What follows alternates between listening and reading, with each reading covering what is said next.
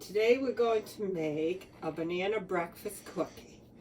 3 ingredients. There are, if you want to get more complicated, there are recipes for a lot more ingredients, but we're keeping it simple and quick. We're going to start out with 1.5 cups of oats. It says to use quick oats. And I have gluten-free oats because my son needs gluten-free. And that might make it easier for some of you.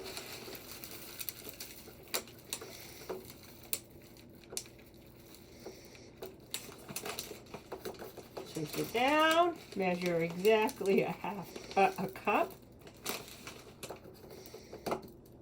Okay, that goes in the bowl.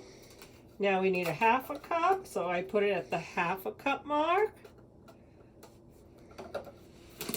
Try not to spill so many on the counter. Food is expensive. Fill it to the top. Shake it down. Oh. Well, I did clean my counter before starting. Then we need 2 mashed bananas. These are good for cooking, as you can tell, because they're overripe. There's 1.5, and I have another 1/2 of one that I peeled earlier, so it's a little brown already. So we'll mash them up.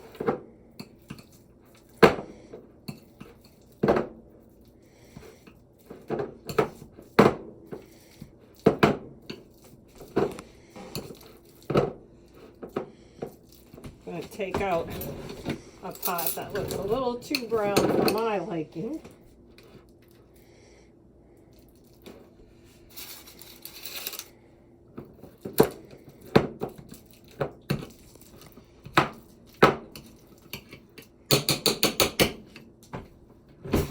Don't want to get any food in the drawer.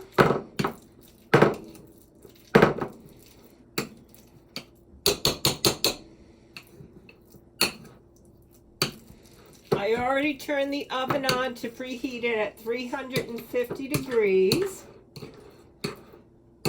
Bring those together and mash them a little more.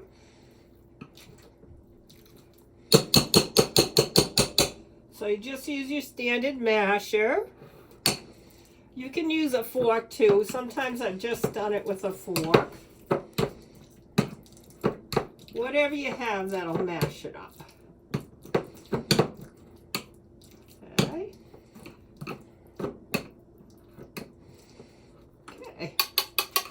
We're going to add that to the oats.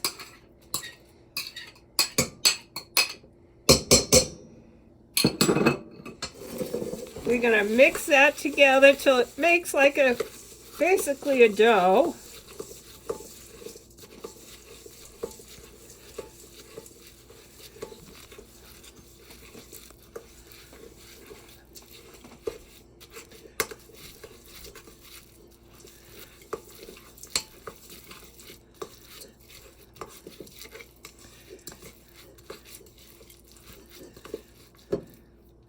I think I'm going to measure out my chocolate chips because I'm going to go in and use my hands. So before I get to that step and get my hands all covered with bananas, I'm going to take off my ring so I don't get bananas all over my ring.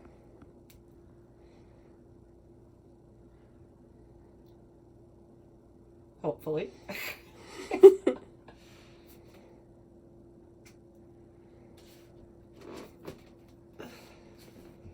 Put that someplace safe so I don't lose it.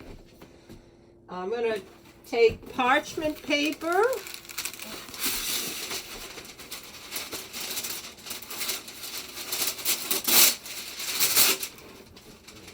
Put it on top of my cookie sheet. I like to flip it over so it won't curl up on me. And then it does say to spray it with nonstick spray. I mean, I don't know if you have to, but to be safe, I don't have any nonstick spray right now in the house. And I don't have shortening, which is another thing you could use. So I'm just going to take a little butter, the end of the butter stick, and go over the parchment paper lightly. Those three things will do the same thing. A little butter, a little shortening, or the nonstick spray. And the recipe calls for a 1/3 cup of chocolate chips. So I'm going to slide that down to the 1/3 cup mark. You don't want too much because then the cookies won't stay together well.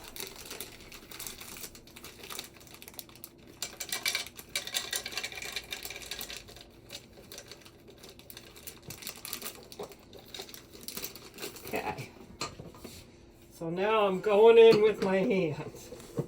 Gonna mix it up because you want to make sure it's all moist. No dry parts. Okay.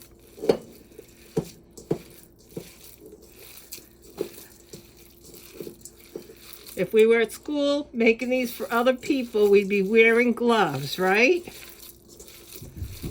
Okay, that feels pretty moist all throughout. We're gonna add the chocolate chips. Now you just kind of want to like fold them in. You want to make sure there's not one pot that has too much chocolate chips, because that'll just melt into a chocolate mess.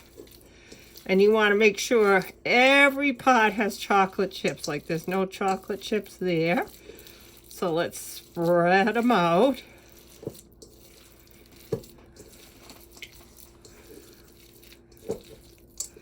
See how it looks throughout. We need some chocolate chips there.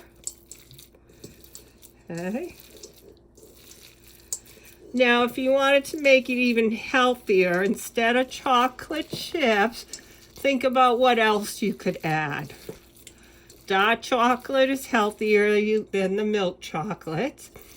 And is there anything else? I can think of 2 other things you could add. But I know students will always want to add chocolate to them.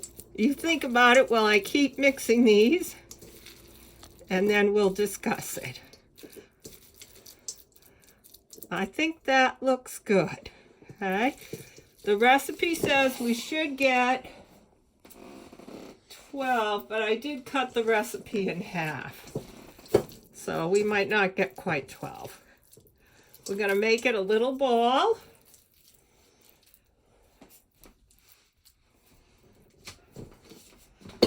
Put it on the cookie sheet.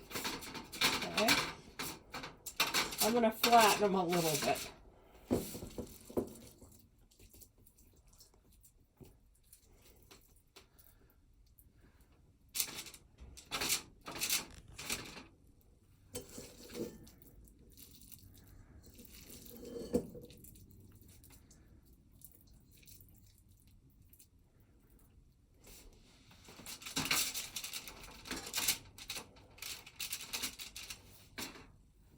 They don't really spread like your typical cookie.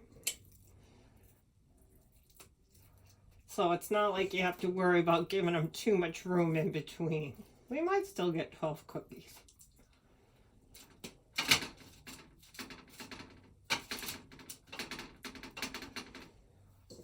Okay, so the other 2 things I was thinking you could use instead of chocolate chips are raisins or craisins.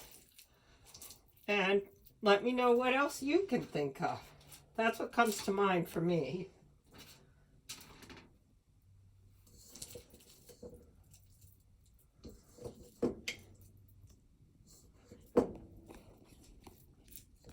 We're almost at 10 minutes.